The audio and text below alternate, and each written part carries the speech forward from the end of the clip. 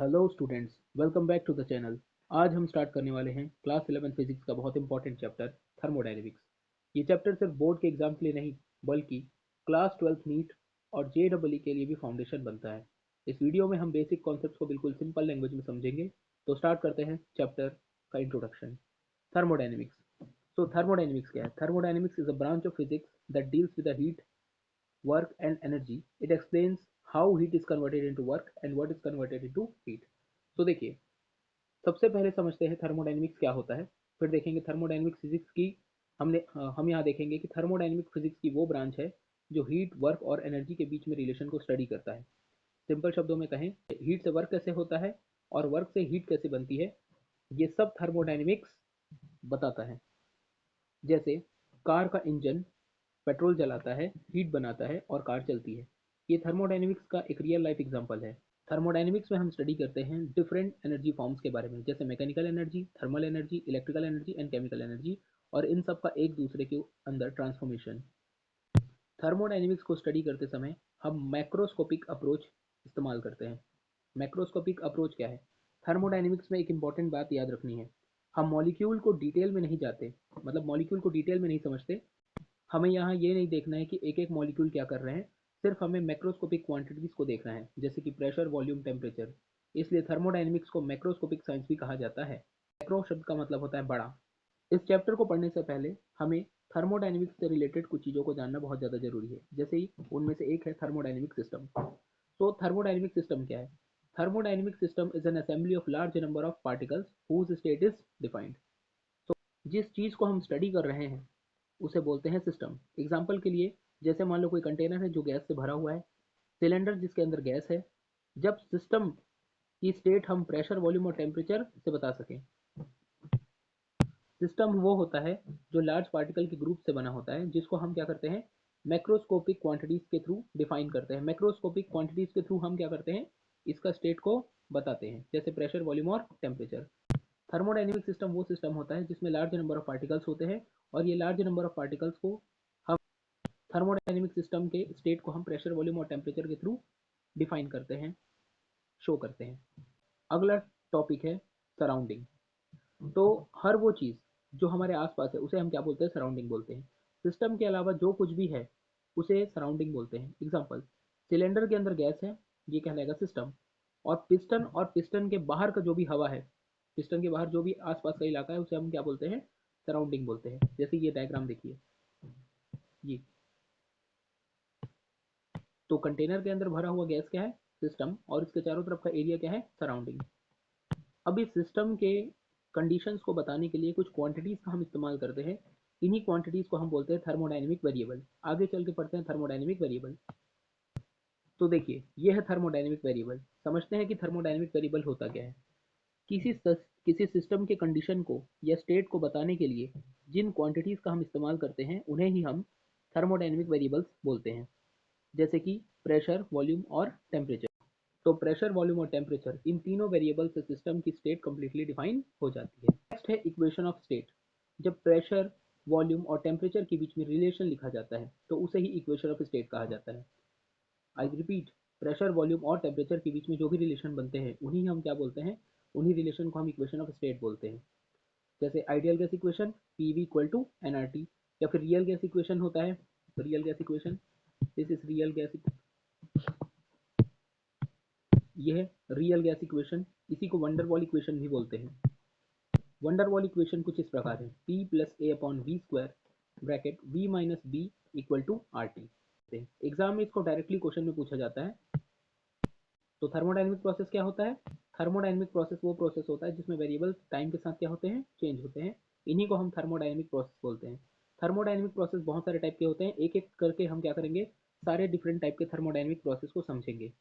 Start करते हैं पहले प्रोसेस से, जिसको हम बोलते हैं isothermal process. So this is your isothermal process. यहाँ बाजू में कर्व भी बना हुआ है। तो आइसोथर्मल प्रोसेस में कुछ बातें याद रखने लायक हैं। जैसे आइसोथर्मल का मतलब होता है कि टेम्परेचर क्या रहेगा, कांस्टेंट रहेगा, या टेम्परेचर सेम रहेगा।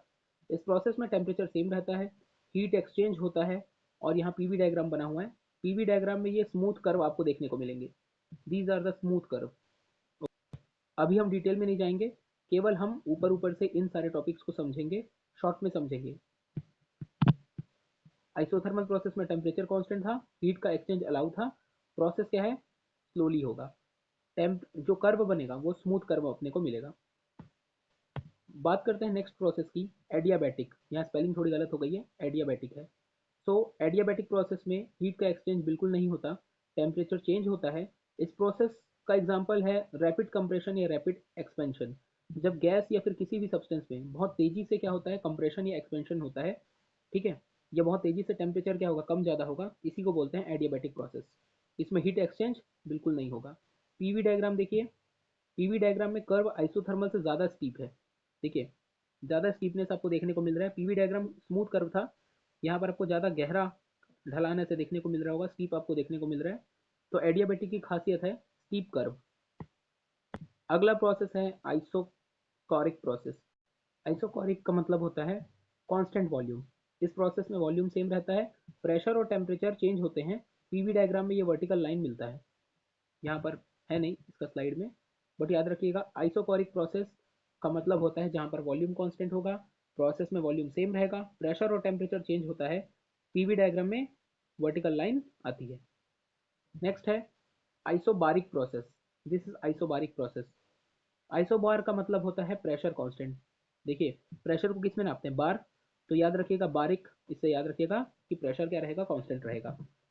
अब जब प्रेशर कांस्टेंट रहेगा तो वॉल्यूम और टेम्परेचर क्या होंगे, चेंज होंगे, और पीवी डायग्राम क्या मिलेगा, हॉरिजॉन्टल लाइन हमको देखने को मिलेगा। नेक्स्ट प्रोसेस है quasi static. Quasi static is also not mentioned in the PPT, but we will study about it. Quasi static process क्या होता है, तो क्वासी स्टैटिक प्रोसेस वो होता है जो कि बहुत ही स्लोली होता है, वो प्रोसेस जो कि बहुत स्लो है। क्वासी स्टैटिक प्रोसेस में इक्विलिब्रियम में होता है सिस्टम, प्रैक्टिकली परफेक्ट प्रोसेस नहीं होता, ज़्यादा ये थ्योरेटिकल कॉन्सेप्ट है, ऐसा सचमुच में नहीं होता, बस एक थ्योरी है। नेक्स्ट आता है साइक्लिक प्रोसेस। ये है साइक्लिक प्रोसेस। तो साइक्लिक प्रोसेस में सिस्टम मल्टीपल प्रोसेस होने के बाद वापस से अपने इनिशियल स्टेज में आ जाता है, मतलब जहाँ से स्टार्ट करेगा वही इनिशियल स्टेज में घूम फिर करके वो दोबारा उसी जगह पे पहुँच जाएगा। साइक्लिक प्रोसेस में सिस्टम असल में क्या करता है, जहाँ से अपनी शुरुआत करता है वहाँ से बहुत सारे चेंजेस होते हैं, और चेंजेस होने के बाद दोबारा अपने ओरिजिनल स्टेट में आकर के रुक जाता है। यहाँ जो पीवी डायग्राम बनेगा वो एक क्लोज लूप के फॉर्म में बनता है, क्योंकि जहाँ से शुरू कर रहा है वहीं पर आकर के खत्म हो रहा है। तो पीवी डायग्राम यहाँ पर क्या बनता है, क्या बनेगा, क्लोज लूप बनेगा।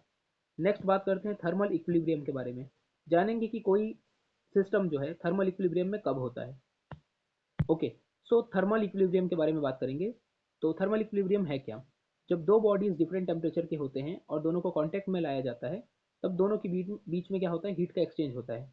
जो हॉट बॉडी होगा वो कोल्ड बॉडी की तरफ क्या करेगा, हीट का ट्रांसफर करेगा। जब दोनों का टेम्परेचर सेम हो जाएगा तब तक ये प्रोसेस चलेगा। देखिए जब दो बॉडी को आप कांटेक्ट में लाएंगे, मान लो फर्स्ट बॉडी ज़्यादा टेम्परेचर वाली है और दूसरी बॉडी कम टेम्परेचर वाली, हॉट बॉडी कोल्ड बॉडी, दोनों को जब आप कांटेक्ट में लाएंगे, चाहे फिजिकल कांटेक्ट में लाएंगे चाहे किसी भी थ्रू कांटेक्ट में लाएंगे, तो जो हॉट बॉडी है वहाँ से हीट का फ्लो होगा कोल्ड बॉडी की तरफ, और ये प्रोसेस तब तक के चलेगा जब तक के दोनों बॉडी का टेम्परेचर सेम ना हो जाए। ठीक है, तो जहाँ पर हीट का फ्लो रुकेगा इसी कंडीशन को अपन बोलते हैं थर्मल इक्विलिब्रियम। जब हॉट बॉडी से कोल्ड बॉडी के बीच में जो टेम्परेचर का फ्लो हो रहा था वो रुक जाएगा, तब इसी को बोलते हैं अपन क्या, थर्मल इक्विलिब्रियम, कि दोनों सिस्टम के बीच में क्या मेंटेन हो गया है, थर्मल इक्विलिब्रियम मेंटेन हो गया है। तो आज के लिए पहले ये कंक्लूड करते हैं। तो स्टूडेंट आज हमने थर्मोडायनेमिक्स के बेसिक कॉन्सेप्ट को कवर किया। नेक्स्ट वीडियो में हम इसके आगे के कॉन्सेप्ट को समझेंगे, पीवी डायग्राम के बारे में समझेंगे, और भी बाकी कैरेक्टरिस्टिक्स और बाकी लॉज के बारे में जानेंगे, जैसे जीरोथ लॉ हो गया, है ना, फर्स्ट लॉ पढ़ेंगे, सेकंड लॉ पढ़ेंगे थर्मोडायनेमिक्स के। तो आज के लिए बस इतना ही, नेक्स्ट वीडियो में हम ये सब देखेंगे। और अगर आपको वीडियो हेल्पफुल लगा हो तो लाइक करें, शेयर करें, सब्सक्राइब ज़रूर करें। और तो अगर आप चाहें तो इस वीडियो के लिए मैं एक शॉर्ट रील बना दूंगा जिससे आप 1 मिनट के अंदर डेफिनेशंस को रिवीजन कर पाएंगे। बोर्ड एग्जाम आंसर राइटिंग का फॉर्मेट भी बनाएंगे, और साथ ही साथ देखेंगे MCQ question, numerical question. Okay, so आज के लिए बस, थैंक यू।